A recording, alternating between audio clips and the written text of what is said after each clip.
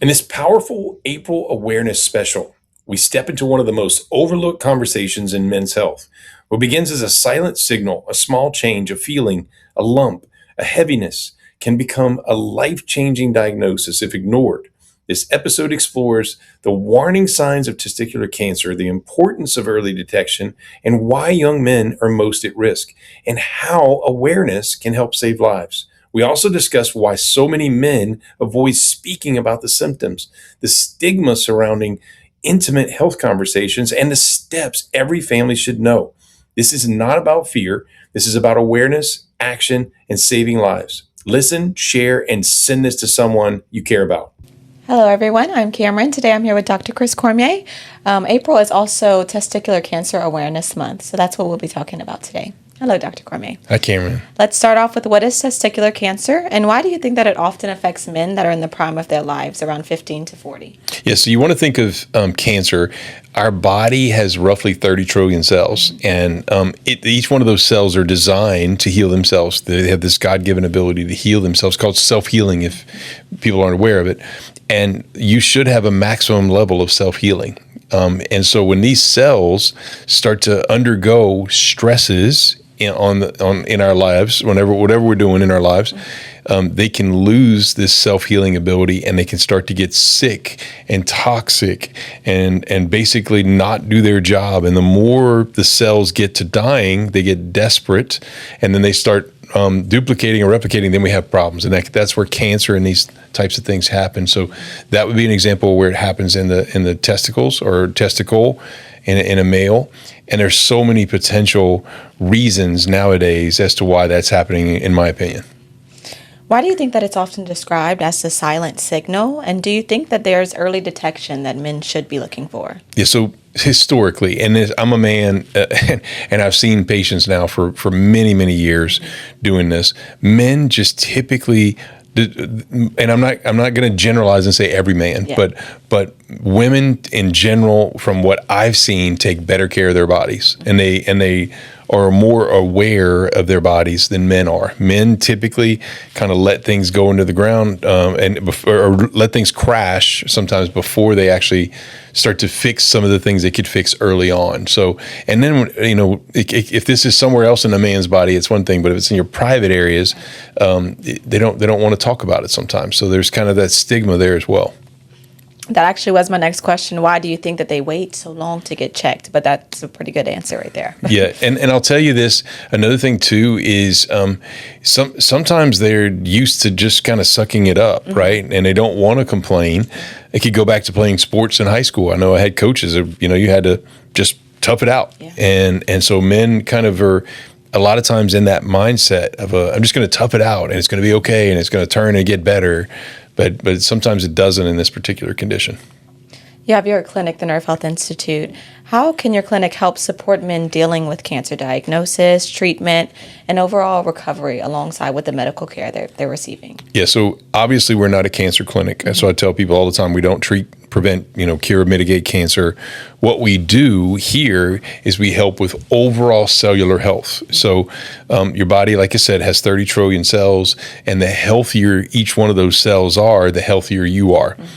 So that means a group of healthy cells in your body, if there's a cut, it heals and you don't even see a scar. That's what self-healing is about. A very healthy cell will never get cancer in the body, but a cell that gets really, really unhealthy and dying, that's when these types of things exist. So from our standpoint, we focus on basic ingredients in cells. So literally the number one ingredient in cells is oxygen gas.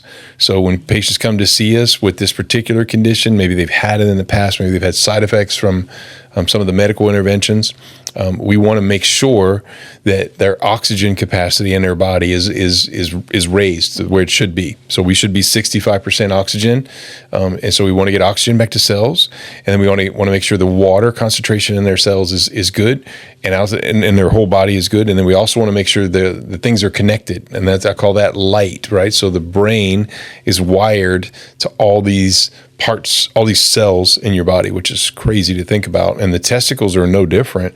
So if your brain, this power company here, keeps 100% power to the testicle, it's going to be hard for you to ever have any type of testicular cancer or problem. But unfortunately, sometimes when the brain loses connections there, you can have all kinds of problems and things that people don't think about nowadays. There are so many hormone disruptors in today's world, more than ever. I mean, we're talking from plastics to shampoos to soaps, you name it, even just certain clothing, right? Foods. There's all these endocrine or hormone blockers, and they can really cause wreak a lot of havoc, especially in the testicles. Remember, our testicles produce in a male's body testosterone, progesterone, and estrogen. And so we got to have those testicles connected, that power company connected to the testicles, so that the production centers there stay good. And unfortunately, when somebody gets, let's say, testicular cancer, it interrupts a lot of it. And if they lose a testicle, then they have to. That's like losing a member of your hormone producers. So you got to rely on the other one. So in those types of cases, we want to make sure we keep the other parts connected so that they're working. You also use a lot of frequency-based therapies in your clinic. How can this help support energy, sleep, and healing during this time? Yeah, so remember, when it comes to, we have Nerf Health Institute, we also have Body Chargers, and it's a group that we have membership that you can get anywhere, when we teach people all about taking care of their bodies and being a better mechanic for their bodies. And so one of the things we use in that group are frequency devices. And, frequency, Einstein talked about it in the early 1900s and said it's going to be the future of medicine. I fully believe in what he said. It's definitely a pillar of medicine, or of health in the human body. And so think about every single cell in your body is like a radio station, and each cell should have its own tune, like a guitar string. And when a tune gets off in a cell, it can't do its job. And so you have to keep your cells tuned up, and that's what frequency devices are about. So there are settings for men's health in the devices we use, and they can help to target those cells, because once you have something like this, and let's say medical intervention happens for cancer, you want to make sure that this is something that you're not going to get again, and you want to do everything you can to keep those parts and those cells as healthy as possible, not only in your testicles, but everywhere else. Can these frequency-based things also help with the emotional side, like the diagnosis, the fear, and the overwhelming feeling that they have? Yes, so we have plenty of strategies to help with the emotional side within our Body Chargers platform. It's very detailed. You can imagine I've been in practice for decades, and I've seen everything imaginable. I'm sure he wouldn't mind it, but my son ended up having testicular torsion as a baby. So I'm very familiar with this, with the connection between the brain and the testicle. I wish he ended up having to have the testicle removed because it died. And he was just a baby, and I wish I could go back and help him through the situation, knowing what I know now.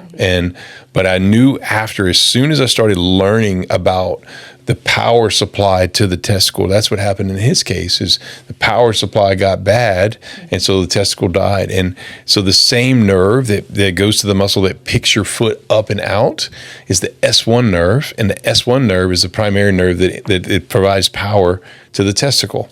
So in his case, we were able to strengthen that up, and he's been great just with one testicle, but I'm very familiar around all that, and it's near and dear to my heart. I mean, again, it's not around cancer, but it's definitely similar because he lost power there, and that's what happens in these sort of cases. And nowadays, like I said, there's so much causing these types of things where power outages happening without even you knowing about it sometimes. Are there any proactive lifestyle pillars that men should focus on, whether that is sleep, nutrition? Yes. So when it comes to this type of thing, there's so many interventions that are so many things that men are not doing, in particular. And for the most part, there's so many men that are not taking care of their bodies properly, and they just need to be aware. So we have all kinds of methods within our Body Chargers platform. We have a 28-day self-sparking challenge.